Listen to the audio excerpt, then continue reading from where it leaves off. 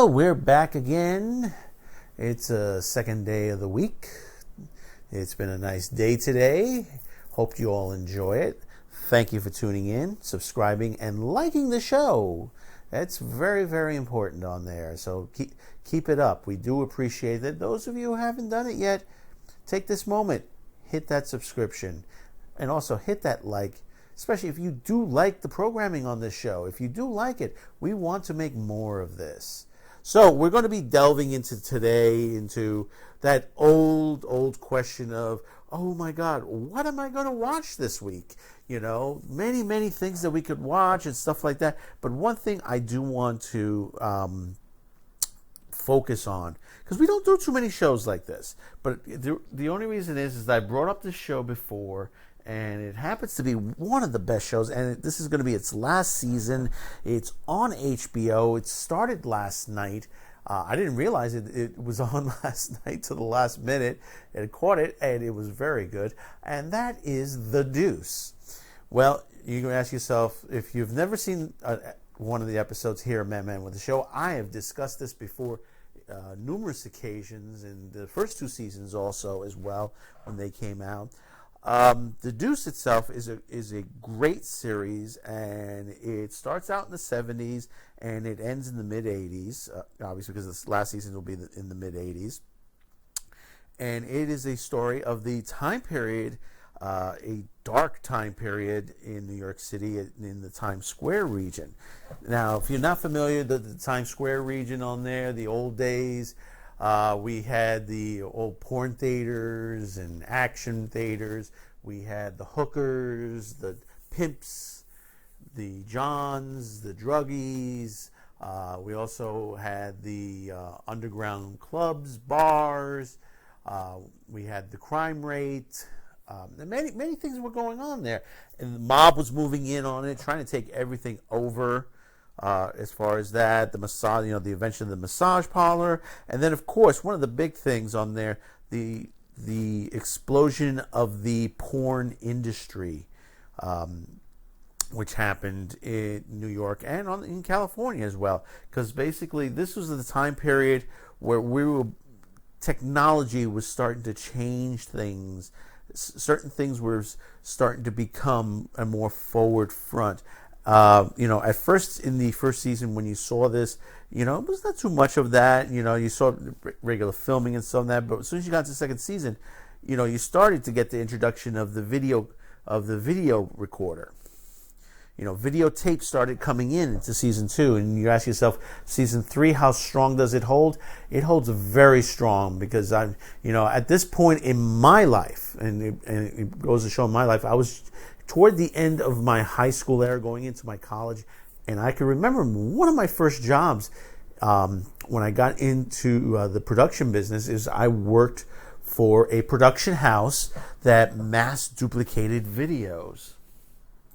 Now, getting back to the series itself, obviously, it starts a great cast on there, and you have James Franco, who's playing 2 roles in this.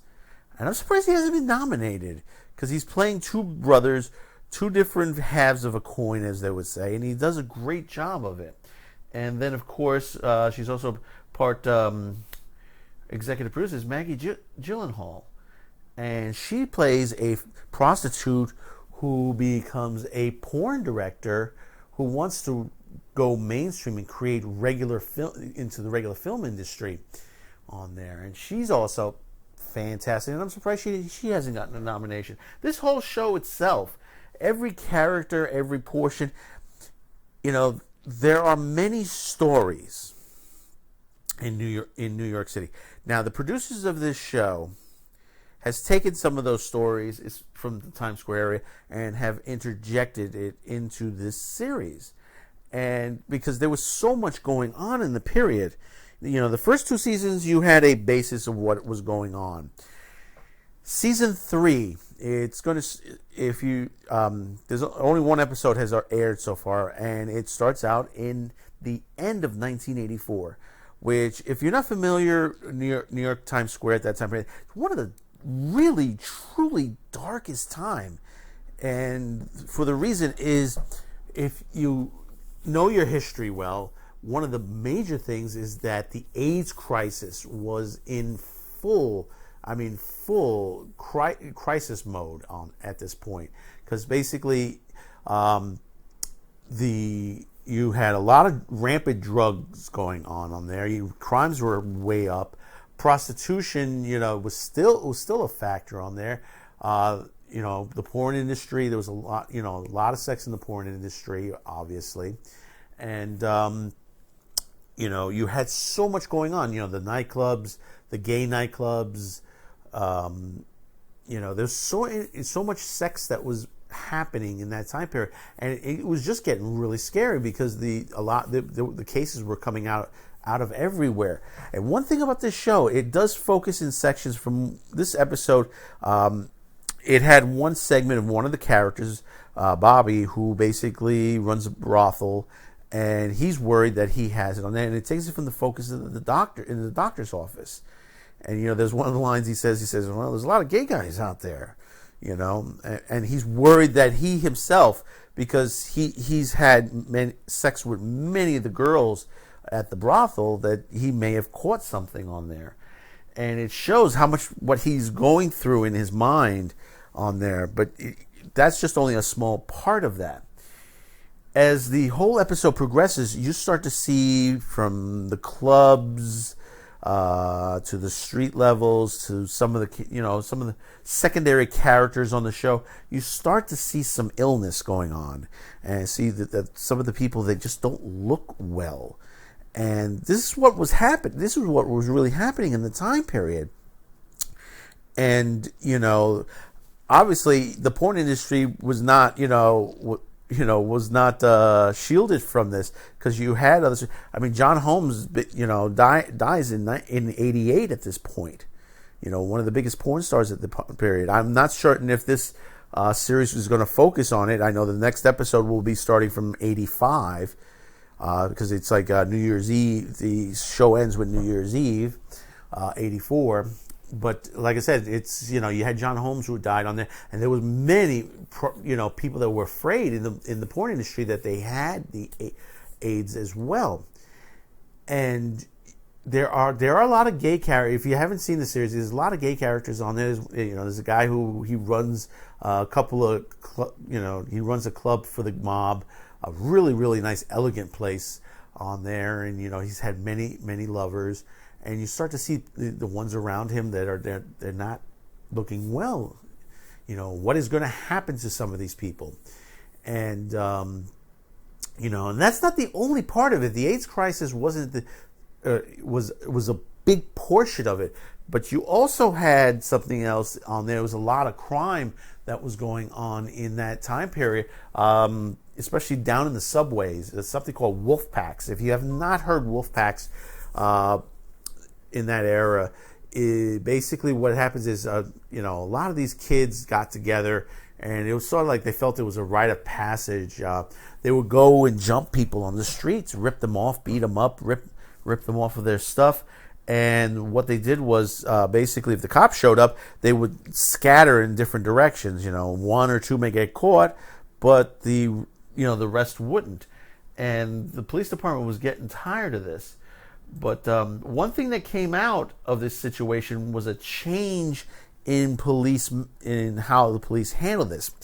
Because at that time period, NYPD handled above, and below was handled by the New York Transit Police. Yes, we had transit police officers that was handling the situations below on the subway stations until they were merged. I don't even remember the date on it, but they got merged into the police department and became just one police department, not two separate entities.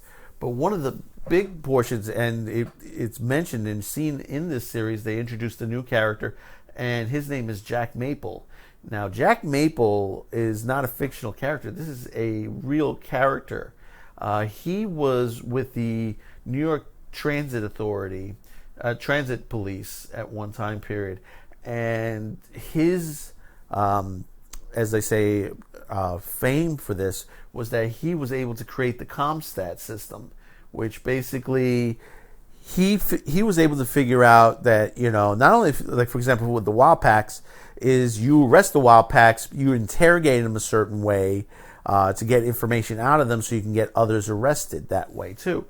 And it helped with a lot of the robberies and the charts on there. So he was a key role, and we're seeing him in the series itself here, because there is a scene where they're in the subway and a couple kids started attacking, and then undercover cops swarm in on the kids. And, this gentleman moved up in the ranks in the police department throughout his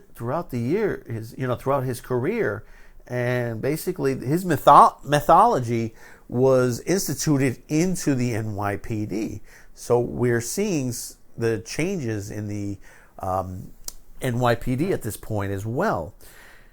Now, moving into the other part of it is the adult industry. And I kind of laugh at this on them, because I did, I've had a lot of the people I worked with go to these. Everybody's familiar with CES. That's the Consumer Electronics Show. You get to see a Consumer Electronics Show in this episode. Now, back in '84, the Consumer Electronics Show was, it's still held in Vegas. It was being held in Las Vegas now, and there were two tiers to the CES show, and it was the main tier. CES was down on the main floor itself, and what was on the second floor was an adult porn convention as well was going on at the same time. Now, the funny part about this is that you kind of figure that everybody be down on the floor buying electronics, because you're showing all the new stuff on there. What you hear is that actually most of the buyers are up on the second floor in the adult convention, signing autographs with all the girls and everything like that, in the porn industry. And basically, it's like, wait, did anybody buy electronics back then? Because this is a point in the consumer electronics is basically things were starting to really pop at this point. The video cassette recorders were becoming from camera and deck to the whole being one camera piece with the recorder built into it. And not only that, the adult industry itself started ramping up, because basically they started to really mass produce with the fall of the theaters in Times Square and throughout the country. A lot of the adult theaters, you needed somewhere to put it out, because the video industry was just really at this point was exploding. There was one part, like I said, in my career, I was working in a mass duplication house. And see, the thing about it is, at this point, companies like Sony, Hitachi, they were all manufacturing machines that could duplicate them even faster. When I joined the company, and I think that was in '88, I joined the company. It was '88 or '89. And basically, the company that I worked for had what they call a mirror mother system, which basically made a copy of the tape. And I've said this before in another episode. That makes a copy of the movie, but in a reversed image. Like we said, when you look into a mirror and everything's in reverse, and it's put into another machine, and it reverses the movie back to normal at a high speed, and sends copies into a blank reel of VHS tape, and it just keeps spinning. You'll get like something. I know when I was there, the company I work with, we would get something, depending on the average movie, about 100, maybe 150 tapes per reel, depending on how large the reel was, and it only took minutes. It took minutes to do it. And, then it was sent over to be inserted into cassettes. The process was much shorter than what they call real-time recording, where you may have like 200, 300 decks and popping VHS tapes in each one of them. And sometimes you didn't get 200-300 tapes out of it. Sometimes the machine's jammed or ate the tapes and stuff like that. Here, you didn't get that problem. You got perfect tapes every time. I mean, if the machine slipped a bit, and over there, you reset and start over again. But in this case, you just kept pumping out everything, and basically, you get 1,000-piece order, 2,000 million-piece order in about a day, within the day at least. That time period with the technology. So, when you look into in the series, the adult industry was just really, it's ramping up, and you see that with the characters that are in that part of the series, Gyllenhaal, and explaining the whole thing, that we have to ramp up, and it's interesting how to see that, how they're taking it on there. It was kind of funny seeing that they had the Dark Brothers, and they had two guys portraying the Dark Brothers. If you're not familiar with the Dark Brothers were porn aficionados, and they created some of the craziest porn movies of all time, including one called New Wave Hookers, which introduced the world to one of the most unusual porn stars of all time, and she went on to become a regular movie star, and that was Tracy Lords. And there was a big controversy at the time period because, unfortunately, some of her films, and she's been cut out of them, a lot of her film adult industry, she did it when she was underage. And that was a big shocker to a lot of people when it finally came down to it. I was in one of the companies when it finally came down to it.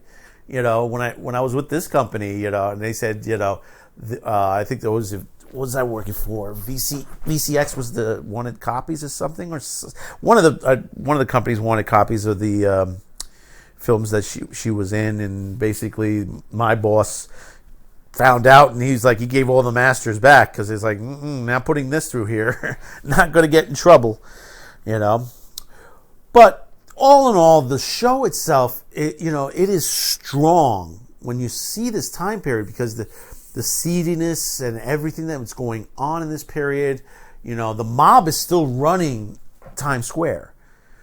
But one outlook, the light point of the whole thing, is that they focused on there's one scene where they're focusing on a building being built.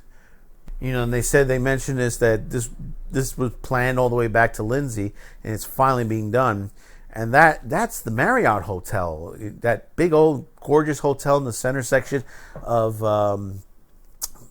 Times Square. It was being built at that time period, and I think it was the Helen Hayes Theater was taken down at that time period, and that was the first big beacon, and that was starting to begin the transformation of Times Square to the way it is today, And there is I don't know if they're going to be focusing, because we had Jack Maple. I wonder if they're going to focus in on Giuliani, because Giuliani was the the Attorney General at that time period. He was the 80s. He was the Attorney General until 83. And then he was the United States Attorney for the Southern District until 89. And he was handling a lot of the mob cases at that time period. He put a lot of guys in jail. I'm wondering if we're going to get to see him in this season, as far as the cases that were going on in that time period, because there's a lot happened in the mid 80s on that. And it's like I said, this show is interesting to see how they focus on all of this within the hour. I mean, most episodes it's within about an hour, and then they give you a behind the scenes, which stay tuned for the behind the scenes. The behind the scenes, if you're watching it online, stay tuned for those, because basically I love how they focus in on everything, and they tell you what they're doing and who they're putting in. Like last night they were talking about Jack Maple. And overall, I would say it's a good start for this season. This is a show that you should watch. I'm so sad they're not going to continue after this. How far are they going to get on this series? As far as this, are they going to go into the latter 80s? It's hard to say because, they do have a good run on this season, and they do get pretty far on a lot of the stories that they hold. And the acting is very good. There are a lot of characters in the show, but they're able to focus on each one of them. And, there are still some questions from last season and the season before that still haven't been really answered. Maybe we'll get the answers to them. Like right now, they haven't shown any of the pimps yet, any of the surviving pimps, or anybody who's left so far. But that's, like I said, it's episode 1. Then there was a death of one character who was basically trying to help the prostitutes, who she used to be one, and then they found her rolled up in a rug, murdered, but they never really went into it afterwards on there on who murdered her. But there were, you could turn to the pimps at that point and some other people on there. You could have been the mob, the pimps, who knows. So, tell me below in the comments. Have you seen this series yet? I know it went a little long on this, but let me tell you, it is a good series. It's great to watch. If you haven't started seeing it yet, don't start season 3. Start at 1. I'm telling you, it is well worth seeing it from the beginning, because how this progresses each of the characters on the show, how they grow into the years from the 70s to the mid-80s. You see all the changes that happen and how they look from one part of the era into another part of the era. And that's what I loved about this show, is how they were able to reverse and change everything. And, some characters disappeared. You never knew what happened to them. Others, they moved on and you saw what happened to them. They got better, and others died. And, like I said, we do expect there's some characters we haven't seen yet that were in last season, and we don't know what happened to them as of yet, but we'll probably eventually know what will happen to them. So, don't forget, we're on mindsandgab.com. Do check us out there. Once again, thank you for tuning in to Man with the Show at Q to Cast. We'll see you back on the next one.